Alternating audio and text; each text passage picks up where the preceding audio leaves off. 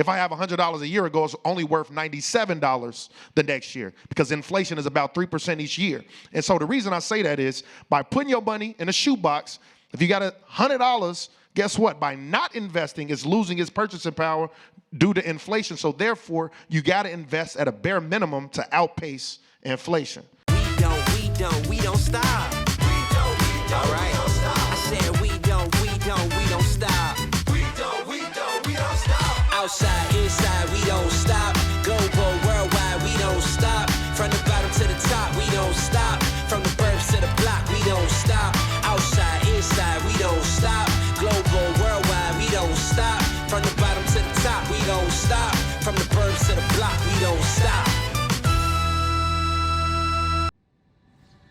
These next two millionaires are here to share their wealth of knowledge, that is. When media outlets like BET, Revolt TV, and The Street need someone to advise their audience on money matters, they call on financial expert Ross Mack. As a Wharton-educated businessman who has worked for Wall Street companies Morgan Stanley and Grosvenor Capital, he knows his way around money. For Ross Mack, it's simple Macconomics when it comes to educating his community on establishing wealth through financial literacy. Xavier Miller is the host of America's #3 ranked top business podcast. So when he talks, you listen. The savvy young business entrepreneur has always had his mind on his money and his money on his mind. Foregoing college, he decided to educate himself another way. While enlisted for 6 years in the United States Air Force, he decided to focus on becoming financially literate by studying the principles of finance, real estate investing, the stock market, and how to become an extraordinary businessman. His diligence and determination paid off because in just 4 years, his podcast has become a 6-figure business. Welcome to the Waymaker 2023 Summit stage, Chicago natives Ross Mack and Xavier Miller, as they tell us the secret to the millionaire mindset.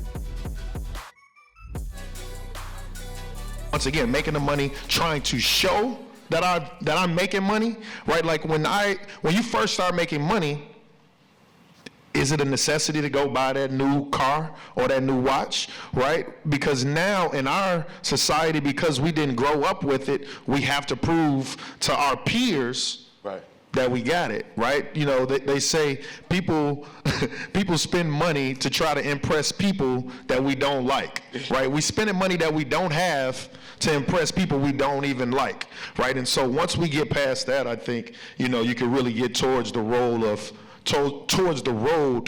becoming, you know, wealthy. Phenomenal to think about. I can't piggyback better than that. That's a perfect explanation. I can't say it better than that. I got a thing I'll say.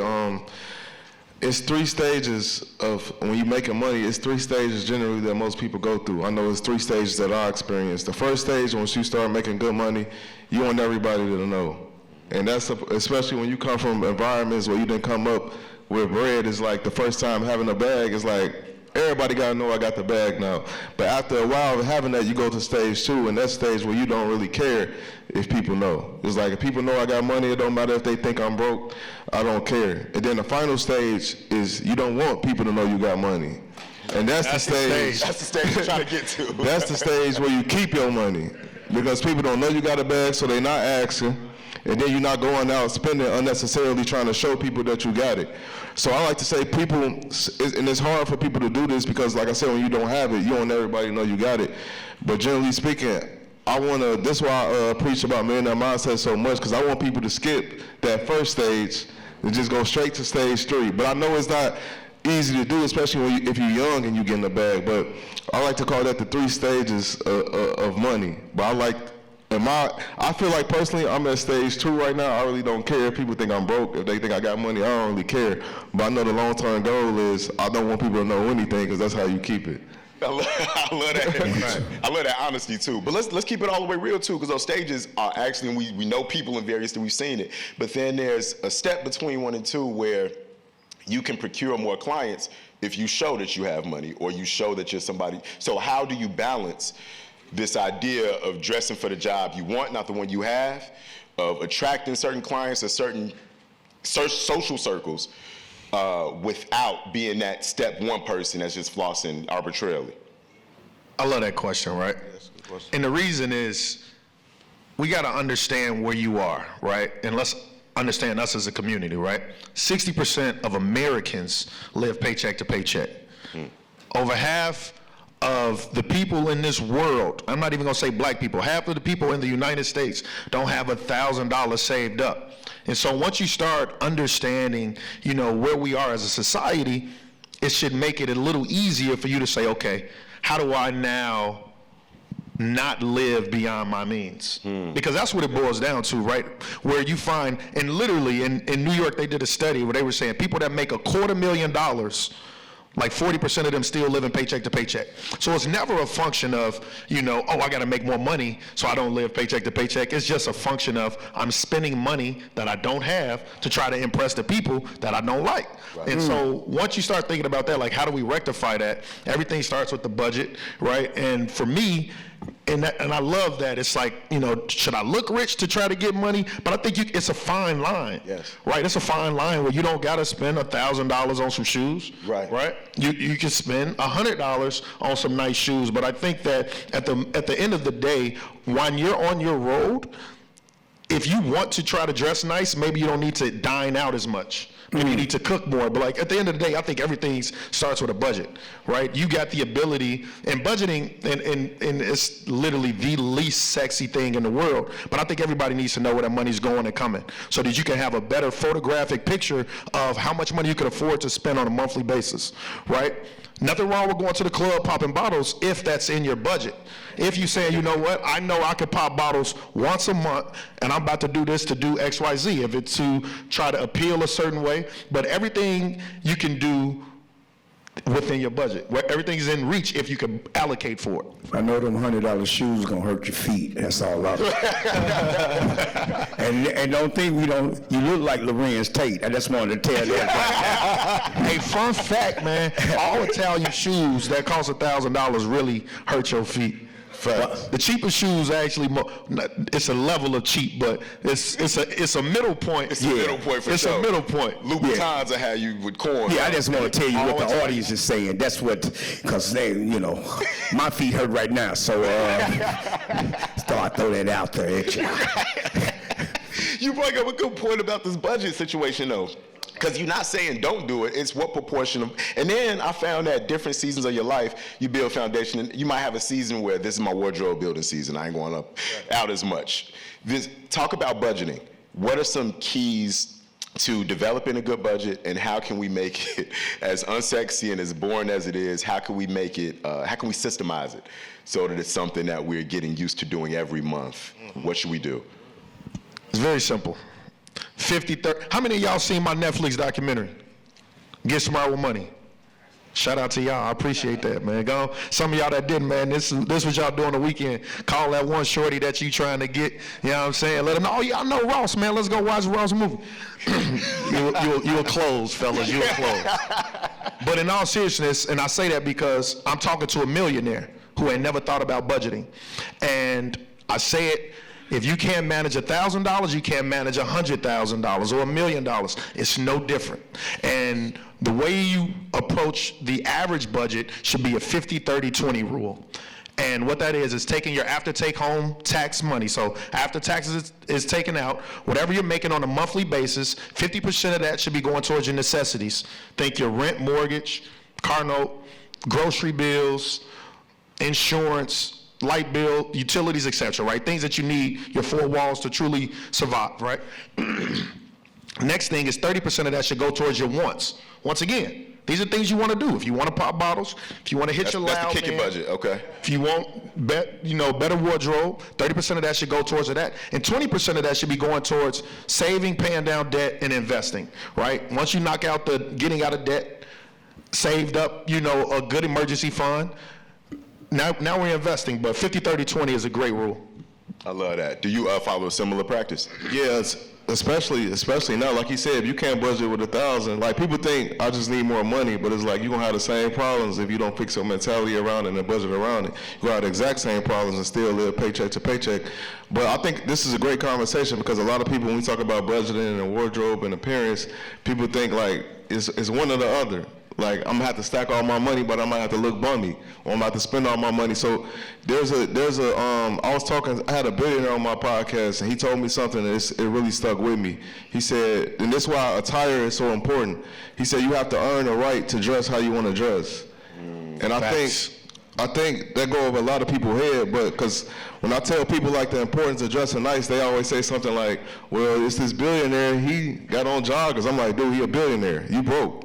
You can't afford to dress like that at that stage you at. That's just the reality. When you at the stage of building, you have to get a competitive advantage as much as you can. And there's no advantage better than your appearance, because that's your first line of communication. When you see me, I see you, I'm a natural human reaction is going to be look you up and down. Okay, he look well put together, polished. He might know something. He might be somebody. As opposed to if you just looking like anybody, I'm kind of like brush you off. And you can have $1 billion in your pocket. Right. So appearance is extremely important. You can do it, like you said, you can do it on a budget. You got stores like H&M, Zara, all these places that's extremely affordable for the average person. I love what you said too, because I actually dealt with this on the red carpet. So I do red carpet interviews for VMAs, etc. I remember my first year doing the red carpet. You know, I had a simple suit on, it was cool. And artists would walk past, my producers going and grabbing an interview, and I was getting a couple of them. It was cool. The following year, I was like, okay, I'm gonna work with the stylist, I'm gonna step it up a little bit. I remember the first time I really realized that Rick Ross had come by for an interview, hadn't heard of me, looked me up and down and was like, yeah, I like what you got going on. And then he ended up giving me that just based off of how I was dressed and presented myself. And so a lot of times in our community, people chastise, they say, you know, you'll see Steve Jobs and he, you know, rest in peace. You'll see these cats with chains on, but we see a bummy white boy, we don't assume that they're poor. But if you see us a certain way, there's an assumption that comes with that. You talked about budgeting. After we get our budget set, what is one of the first foundational things we need to do for wealth building? When you talk to people at you know, Northwestern Mutual, they'll say get life insurance first. Different people tell you do different things. What's something you should do?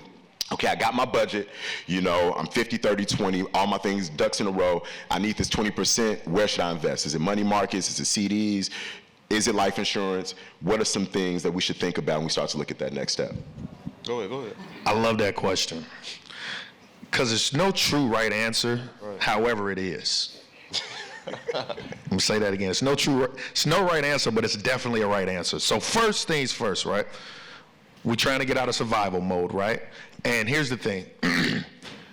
When you're in survival mode, unfortunately, we make bad decisions. We, you know, get into debt, right? We might get some cash advance loans, right? And so first things first, once the very first line of defense, we want to have a fully funded emergency fund. So remember when I was talking about, there we go, fully funded emergency fund, right? And that's because you never know what can happen, but always prepare for the worst, right? And so that, once again, when we was talking about that 50, 30, 20, when I was saying 50% should go towards your necessities, that's what you multiplying, the necessities, right? Because if all else goes, you know, if you lose a job, you want to have at least 3 to 6 times your necessities, right, saved away. And where do you want that saved? In a high yield savings account. High yield savings account right now is paying 5-ish%. It's a lot of money. Risk-free, up to $250,000, right? You know, risk-free, effectively, right? And that's something that you definitely want. The very next thing that I want, and obviously, do we want life insurance? Do we want to invest for retirement? Those are the next two things. And you got to ask the question of, one, are you a parent? Do you have dependents, right? I think it's very important us as a community have life insurance. Right? I had a clip that went viral. I said, you know, the easiest way to lower crime in our communities is for everybody to get life insurance. Because then, right, if everybody, when you hear, you know, oh, these amount of people passed away this weekend, well, guess what? You know, everybody had a $500,000 life insurance policy. Now, you know, the powers that be are going to want to start putting preventative measures in place. Not just talks about it. Now it's real because it's an actual monetary value to a black man's life. You know what I'm saying? So I think if you got dependents, we need life insurance. And I think there's a way, my man, I think there's a way to do it all together. But I think fully funded emergency fund. If you have children, I want you to start thinking about your retirement as well as life insurance, because at the end of the day, start off with the cheapest form of life insurance, right? Term life, you can get $1 million policy for like $60, $70, $80 a month, depending on your age and health etc. Do research on that. But I think having life insurance is very important to us as a community because that's really the easiest way and the most selfless way of having and building generational wealth, right? We all go pass away at some point, and I think it's selfish, right, to not think about for 3 drinks in the club, you could leave your kids $1 million. Yeah. I think that's something to think about. But I'm gonna pass it to you, and No, that was perfect, bro. I think, like you said, the 3 to 6 months of savings, that's definitely the first step before you do any investing and all that stuff. Because I get so many people that talk to me, they like, I'm trying to invest in so and so. I got $1,000 to my name. I'm like, you don't need to invest in nothing. You need to keep stacking, keep saving. That's just the reality of it. You can't skip steps if you're really trying to build financial stability and abundance. Like, you can't skip any steps. So that first step definitely is getting that 3 to 6 months of expenses, then getting that life insurance, getting the high yield savings. That's like the basic necessities you really need. Then after that, you could take those next steps and really starting to build and invest your money and things like that. It's a simple formula. It's been here forever. It ain't went nowhere. You just got to follow the steps. It's a super simple formula. We just didn't have access to it, right? Exactly. We didn't have the knowledge about it, right? Back in the day, it wasn't that easy for our grandparents. Might have been impossible to own stocks. But then we talk about our parents, it was real barriers to owning stocks. It's going to cost you. I bought my first stock in 2008. It cost me $13 to buy the stock, $12.99 commission fee, E-Trade. And then if I wanted to sell it, it was going to cost me another $12.99. So already, if I had $100, realistically, I'm down 13%. 13%. So I think, and to your point, though, and we didn't really talk on this, but when it comes to the stock market, bro, we go on social media. There's so many get-rich-quick schemes. Absolutely. There's a genuine blueprint to becoming rich. It is investing money every month into the stock market, and the particular fund I want to talk about is the S&P 500. These are 500 of America's greatest companies. I don't care if a Republican in office or a Democrat in office. At the end of the day, all the companies that you use every day, Apple, Amazon, Netflix, Microsoft, Google, Nike, the list goes on, right? It's 500 of these companies, but literally every company that you spend money with, by owning a little bit of that, right? Because we're taught to be consumers, right? The very first question we talk about is, how should we dress, right? We taught to be consumers rather than be owners, right? Our community, we need to start owning some of these amazing companies because at the end of the day, that is what allows our money to grow, right? So often people, and I got family like, man, I ain't trying to invest money. How many people say they don't want to invest in the stock market because they don't want to lose no money? So many people say that. Right? It's very common. And I'm going to tell you right now, and this, and you might not hear this too often, by not investing, you're losing money. Talk about it. By not investing, you're losing money due to something called inflation, right? And so when we talk about the generational trauma, our ancestors had, and rightfully so, we got a mistrust of banks. Man, I ain't putting my money in the bank. I'm going to put my money in my closet, in the shoebox, under a mattress, right? How many people know people like that? I'm like that. Believe it. And the reality is, guess what? You're losing your purchasing power of that money due to something called inflation. We all know what inflation is, right? But I'm going to break it down for you. When I was a kid, I'd go to the corner store with $1, and I could get 4 bags of chips. I get zebra cake. I get all type of stuff, right? Some of y'all, when y'all was, when y'all was a quarter, y'all could probably, gas was gas was a quarter, pops. But I say that to say, every year, every good in this world costs a little more. On average, it's 3%. So right now, over this past year, we went through the highest rate of inflation in 40 years, right? On average, goods costed 9% higher than it did a year ago. So literally, I'm going to break it down very simple. If you had $100 a year ago, it was worth only $91 the next year. And in a good year, if I have $100 a year ago, it's only worth $97 the next year because inflation is about 3% each year. And so the reason I say that is by putting your money in a shoebox, if you got $100, guess what? By not investing, it's losing its purchasing power due to inflation. So therefore, you got to invest at a bare minimum to outpace inflation. Which is why you talked about that 5% high yield savings account. Absolutely. Got you. Xavier, on your podcast, what guest has given you the most unorthodox or unexpected advice? Man, that's a tough question, bro. I got over almost 200 episodes, so that's hard to remember off top. But Talk your talk, man. 200, no big deal. Say, hold on, I got a whole lot to go through to get to that one. Yeah, I'll say it's been moments where I've asked people certain questions, or even just off camera, they gave me certain nuggets of advice where it's like, damn, this is like real true value. Like I said, when I talk, like when the specific billionaire I was talking about earlier, he gave me a lot of game just regarding time, how we view time, a bunch of things. He was asking me stuff like, how many hours do I think I have in a day? And I'm like, what you mean? Everybody got 24 hours. He said, hell no, you're looking at life the wrong way. We got as much time as we want. He was like, all you got to do, once you start getting the capital, you deploy it into people. He was like, all these different people got the time, so you got way more than 24 hours in a day. And when he told me that, I completely started looking at things different. Hey, that's Yeah. For real. That's a real bar. And when he told me that, I started looking at stuff differently immediately. I'm like, oh, I could accomplish way more than I'm accomplishing right now, because I could just use my resources and connect with other people, and they could help me accomplish the things I want to accomplish. You said that's going to be a hard question and proceeded to give us one of the illest gems I heard. That's tough. Man, look, we're about to throw it to the audience. Yeah, 'Cause, yeah. I got more questions, but I want to make sure we get y'all questions. I just want to know, because it's black people don't invest in stocks. I know that's been through the community. We make up 14% of the population That on part. less than 4% of the stock market. So you kind of answered that question. And why is it that black people don't believe in stock? To Lorenz Tate. I mean, not Ross. You know what I'm talking about.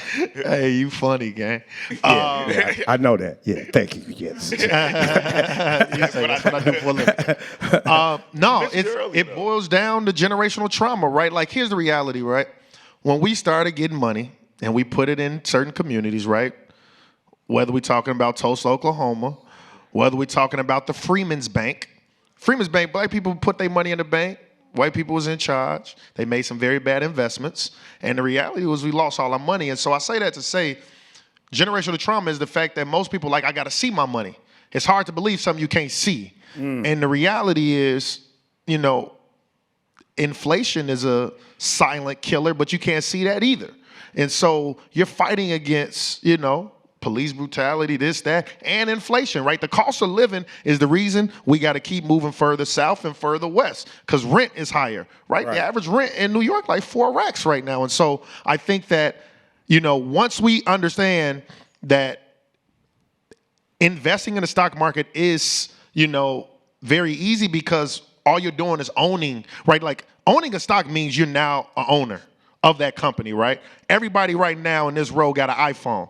Why not own some Apple stock? Guess what? By owning 1 share of Apple stock, 2 shares of Apple stock, that's cheaper than the new iPhone. 3 shares of Apple stock, right? Like, at the end of the day, you got to look at it and say, how could I become an owner, right? We rent. How could I become an owner? How could I become a landlord? But like, the stock market is a very low barrier to becoming an owner of Fortune 500 companies. Like, at the end of the day, by owning a share, right, guess what? You now have the smartest employees in the world. Owning stock gives you the ability to have the smartest employees. Elon Musk worked for you. Mark Zuckerberg worked for you. That's what it really boils down to. Now you're like, okay, go out there and make my money. That's what owning the stock really does. Did you have to shift your own personal mindset in terms of thinking about money, in terms of I need to see it, or having trust? Like, you have your money, I'm sure, as we've seen in the show, like in different funds, different areas, on these apps, etc. It's a new concept to money. We come from an era of holding it. Did you have to change your mindset about looking at your money in these different portfolios and different instruments? Absolutely. Yeah. Right? Like, at the end of the day, I'm from the south side of Chicago. I'm from South Shore, east side crazy. And what our grandparents would say? What's the greatest teacher, right? Experience, right? You don't know the owl hot until you touch it, right? You got to experience it. I'm going to change that, and I'm going to challenge all our grandparents and say the greatest teacher is exposure. And the reason I say that is, being from the south side, we're not exposed to that much, right? But when I went to the school I went to, 5% black people, I was in class, and there was an Asian kid day trading in the middle of class. I had no idea what he was doing. And that was one of the greatest transformative things I've ever been a part of, because I asked him, right, I'm like, bro, what the hell is you doing, bro? And he told me, oh, yeah, you know, my dad. And that's how our conversations is different, right? And that's why I started Maconomics. And so we start changing what we're exposed to, start having different conversations, right? Is because that conversation, and this was in 2008, we're in a recession, getting ready to go in a recession. I went to college in 2008. Bro, literally day trading in the middle of the class. And at that moment, I went and opened up a portfolio just with $1,000. Now, First stock I bought, I did research. I talked to my econ teacher. What should I buy? She's like, well, we're in a recession. You need to buy the stuff that, have inelastic demand, meaning people going to need this whether you got money or you don't. So I bought GE, General Electric, right? Everybody going to need their power, their energy, yada, yada. And it was like watching paint dry. It didn't move at all. I was the worst investment. Nah, I'm lying. That's definitely not the worst investment. It's a good investment. However, I say that to say exposure, being in that right room at the right time, made me say, okay, I need to. But at that point, I don't, bank account, cash, that's it. Cash and bank account. Yeah, Xavier, what was the first thing that? I'm sorry. We got. Let's go to the question. Yes, okay. yes. How you doing? Come stand on up, brother, because you got on something. Yeah. What's your name? Rex Ingram. All right, I want to know two things. If I have a daughter, a son, 4 years old, I want to set them up for success. What should I be doing? Yeah, that's one of your questions. Right? And then I run into a lot of brothers and sisters, and we don't believe one another. So when they're not where you are mentally, or they're not in the environments to say, day trading, and someone's trying to talk to them about the knowledge that what would you say to them on how to judge if they're truthful, how to accept the knowledge that's being presented to you, who to accept it from? If I'm trying to just break it down. That's what we need to take the chains off our minds so that we can receive and stop just saying, no, I'm good, bro. Right. Great questions. Let's tackle that first one first. 4-year-old child, he wants to set her up for success. What should he be doing? I'm a father of 3, and I find it very important. A great testament of a father is to give your kids the opportunities that you didn't have and give them that exposure. And so, I graduated with student loans, and so I have 2 accounts for all my children. Custodial account that's going to allow them to own stocks, and I have a 529 account, which allows me to start putting money, and that money will grow tax-free, and that will allow them to hopefully go to college and not incur student loans like I had, right? Because we think about, when you say setting your kid up for success, right? We could talk about, obviously educating them, having them subscribe to his podcast, subscribing to my stuff as well, right? But we got so many, everything has been democratized, right? Back when we were growing up, we didn't know about the stock market, or we didn't know about this, right? The internet is the greatest teacher, right? We got ChatGPT, we got AI, right? One of the things he said is, when you get money, you can now employ other people. Well, guess what? All you need is $20 a month to use ChatGPT, and now ChatGPT is your employee. Now you getting 48 hours out of a day. But I think when it's all said and done, you want to start investing for your kids, day one, right? And also life insurance. So those 3 things, without a doubt, and I'll let you answer that second part. Life insurance, 529 account, custodial account. And I like to say this because I was speaking with somebody else that was talking about that came from a wealthy family. He was one of he was part of the Quaker Oats. I'm sure everybody know what Quaker Oats is. He come from that family, and he was like the 3rd line generation. His grandfather started it. And he was telling me, beyond generational wealth, because we always talking about money, he was like, it's really information. He was like, there's a saying from shirt sleeves to shirt sleeves within a generation. Have y'all ever heard of that? Meaning, they say the average billionaire, most billionaires lose their wealth within 1 generation. Because the family, obviously, they might have bad habits, or they may have not been exposed to the information or stuff like that. So it's beyond just the money, we have to expose our kids to the information, the habits, all those things, because we could give them all the money in the world. But if they got bad habits, they ain't got the right info, they gonna blow it. That's just the reality of it. So as well as the information, we gotta really put that seed in them as far as just feeding them constant info and giving that game and letting them see. That's why exposure is so important, because they get to see it firsthand. And that's something that'll never leave them. You know, money comes and goes. There's ebbs and flows to this when it comes to business. But that information, nobody can never take that away from you. I got another Xavier, question. real quick, I want to handle go the ahead. second half of Rex's question. Sure. You interview a lot of people. You have a good read of character, judge a character. What is a good way of, how do you improve your BS filter? Was basically is what he was asking. Man, that's something. See, if that's something that you don't, because I feel like some people are naturally gifted at that, right? I think some people really are. So if you're not naturally gifted at that, to be honest, you're going to have to get BS by somebody to learn what it is, what it looks like. Because you're not really going to know until somebody play you. It's going to be hard to really know. So you might have to get played once or twice. But the key is you want to make sure it's not at a big scale. It's not at a huge scale where it really destroys you. Because I'm going to keep it real. I got played a few times before coming up in this business world doing my thing. But now that experience taught me I can pinpoint it like that now because I didn't been through it before. So it's certain indicators that I can see okay, this person might be full of shit for real. He ain't is who he say he is. So, but to answer the question, I think oftentimes, and it sucks that it's this way, that I think you really got to go through it first to really see okay, I know what it is now. We got another. Yeah. I'm over here. We got another question, brother. Keep your questions short. These been long ass questions. So, what's your name? I'm Stanley Hadrika. My question is about students, and I'm a scholarship student. I get scholarship money every month. Every semester. I just want to know, how should you manage getting money as a student? That extra money that you get, how should you manage it to set yourself up for later? That's a good question right there. I was just going to say I'll put it in a high yield saving account. That's me.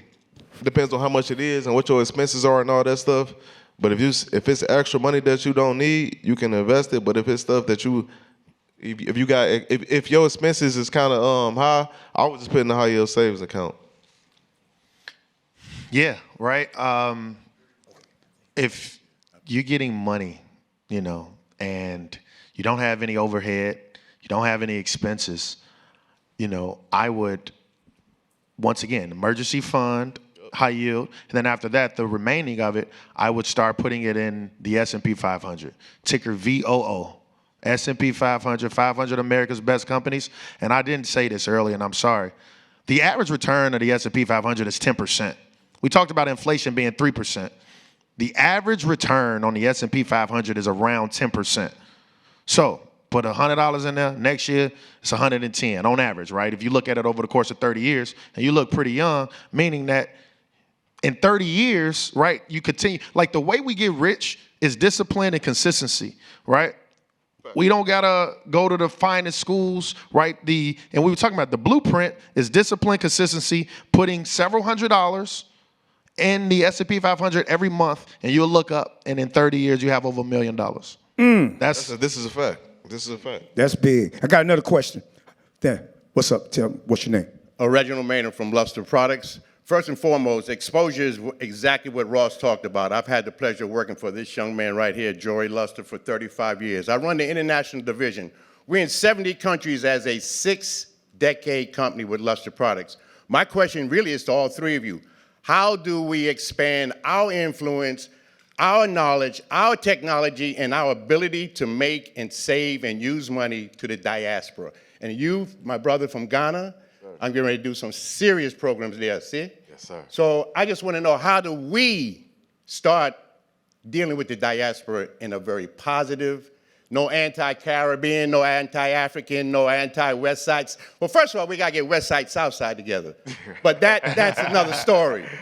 But that's my question. Let's put the gauntlet down and deal with the diaspora. Thank you. This dude hype, ain't he? And he rocking that black. I mean, brother, what I want to tell you is, look like he ready to get fired in the morning.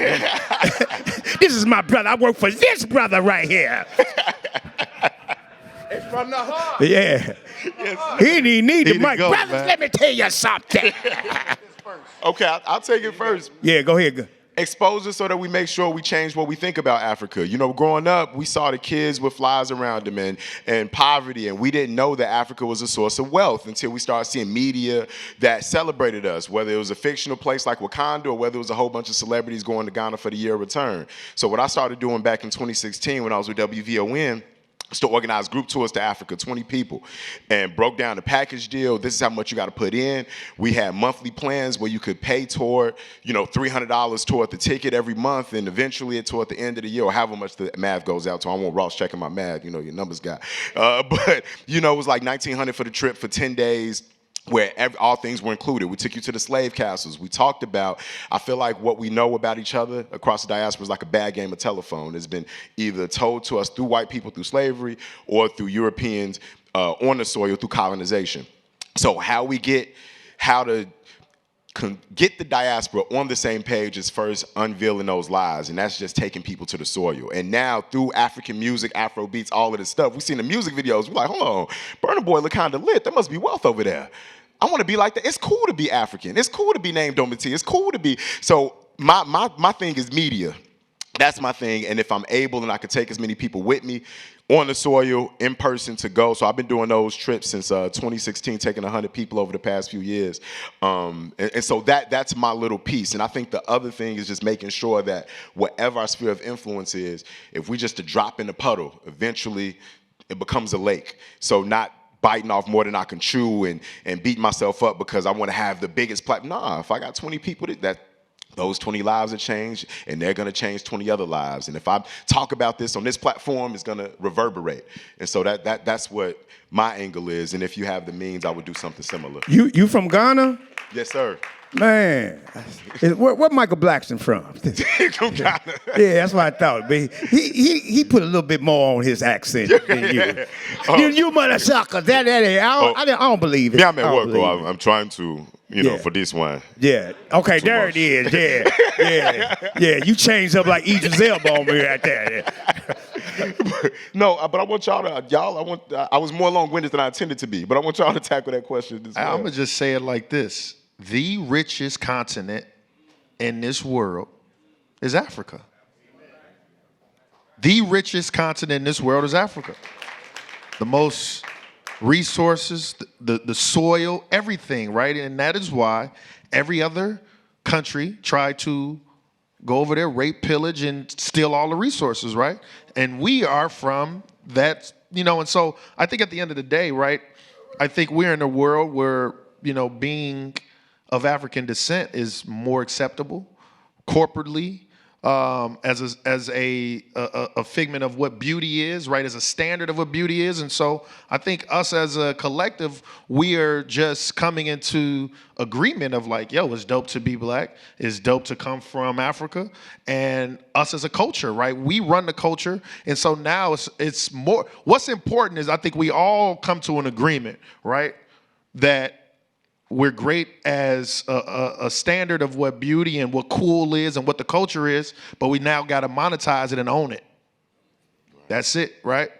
That's what I find to be important. And obviously, y'all black owned 60 years. I got the S curl on my head. That's why I don't know how the light hit, but I had 360. That's a wave cap. Don't be playing out there. I got that luster silk in mind. You know what I mean? Okay, luster. Okay. I think we got time for one or two more, right? No, we got 10 more. We got 10 more. No. 2 more. Okay. Yeah. What's your name? Derek Theffer from the south side of Chicago, South Shore. We in the house. Yeah, they didn't ask y'all. We go South Shore. He doing everything. Okay, no, that's joke. Derek, what up? They're brothers. So this question is for Mac. What were some of the biggest lessons you learned while on Wall Street, and how did you apply them to Maconomics? I love that. When I first got on Wall Street, I was very rough from the south side of Chicago. I talk different, I walk different, I dress different. And so what I realized is perception is reality, right? You got to understand the hand we're dealt, right? And so I would walk in the rooms a little too swagged out, which would come off as cocky, right? Whereas on our community, we walk a little different. That's just our nature. And so I learned how to play the game, right? That's one thing I'll say. I learned how to play the game. Because when it comes to, when you're in a field where perception is reality and someone else can determine your success, you got to play the game. And so that's one thing I learned, how to actually play the game. And I think the next thing, would be just being in the right rooms and how other people thought about wealth, right? Because their conversations, and when I say they, people that don't look like us, whether white, Asian, or Indian, their conversations at their dinner tables are a little different. And that's why I challenge my kids, right? I'm challenging them, and my daughter's on YouTube every day, so we got to own Google, right? Google owns YouTube, the number 1 and number 2 search engines, right? And so now, and I started just to think, I opened up an LLC because a guy I worked with was talking about how he writes off his dry cleaning. He got custom suits and this, that. And so, once again, exposure was the greatest thing that I was taught, but learning how to play the game is another thing. I got one more question over here. Sorry. Hey, I'm over here. Stand on up, brother. Brother, you okay? You made it? Okay, yeah. You made it, yeah. Turn to them, boy. What's your name? Joe Cherry. And what's your question? How do you create multiple income streams to ensure that you do have something to leave as a legacy? And then the other half of the question is estate planning. How do you encourage yourself and your family to have a living will, an advance directive, and a power of attorney as a part of your financial package? Okay. Yeah, so as far as creating multiple income streams, and a quick answer, and the best way I can say it is, the reality is you got to get tired. First, you got to get tired of being in your situation, because no matter what information we give today, if you're not tired of your situation and ready to change it, it's not gonna happen. So I'm gonna go into a quick story real quick, and I'm gonna make a long story short, because people always ask me what made me start my podcast and all that stuff like that, right? So I was in the military. I left Chicago. I joined the military in 2013. I was 20 years old. Fast forward 3 years. At 23, I got tasked with a deployment. I got any vets in here? Yeah, shout out to y'all. Shout out to y'all. What's good? So at 23, I got tasked with a deployment, and then when I got tasked with the deployment, they advised me to do a will just in case I go overseas and die. So I'm 23 years old. I'm like, damn. So I go make my will. I finished the will in 60 seconds. Anybody know anything about wills? If you finish your will in 60 seconds, what that mean? You ain't got nothing. So at that moment, I'm like, damn, I'm pretty much living for no reason. I'm wild. I'm tripping. I'm kicking. I'm think I'm doing my big one. I'm really messed up out here. So I'm like, all right, I'm about to go on my deployment, handle my business. Fast forward, I went to my deployment. I saved all my money. I was there for 7 months. I came home with $25,000. That's not a lot of money, but at the time, I might as well have $100 million. So I started, like I said, I was serious about changing my situation and intent about it. So I started investing heavily. This was before crypto took off, investing in the S&P 500. Fast forward 12 months, that $25,000 turned to $100,000. Fast forward another 14 months, the $100,000 turns to $200,000. I'm talking about liquid, y'all. I just went from having nothing to something overnight. Then I started the podcast because I wanted to share my story. And then fast forward now to 2023, it's a 7-figure business. But to answer your question in the beginning, it came with intent. I was serious about making money. I was tired of being broke. I ain't want to die broke. I came from a situation where we ain't come up with money. I was very serious about making money, and I applied myself and learning new information and learning new skill sets. So the first thing I like to tell people is the easiest way what you're going to start is get a job. I know that's not the popular thing to say, but go get a job, and then you find side hustles. That's really the reality. Ain't no overnight secrets or success to this. You go the easiest way. If you ain't got the skills, go get a job. Then you apply yourself, learn some information, go get you some side hustles. You find side hustles by either going in a marketplace where it's not too much competition, or find something that you're interested in, that you got natural skills and abilities in, and you explode those and you monetize those. And then that's how you start generating income. So that's in my opinion, the best way to answer that question. I'm going to let Ross answer the second part. Yeah, estate planning is very important, bro.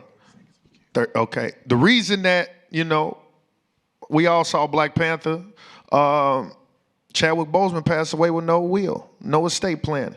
Prince passed away with no estate planning.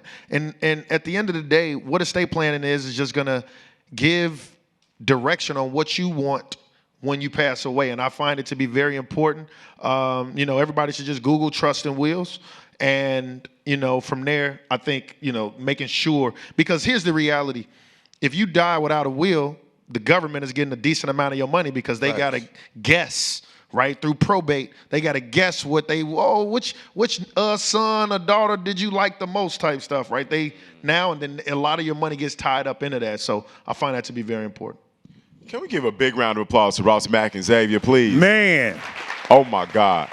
Tune into the Millionaire Mindset podcast. On your feet for these fellas, please, man. This is a perfect way to kick off the conference today. Tune in to Maconomics. Make sure you check out the piece on Netflix as well. What do we remember? More than 24 hours in a day. You have to be tired of your situation and build that wealth foundation. My name is Doma T. Pongo. I'll see you guys later on this afternoon. And if anybody got a question, just shoot me a text. Text me Waymaker at 773-232-2577. 232-2577.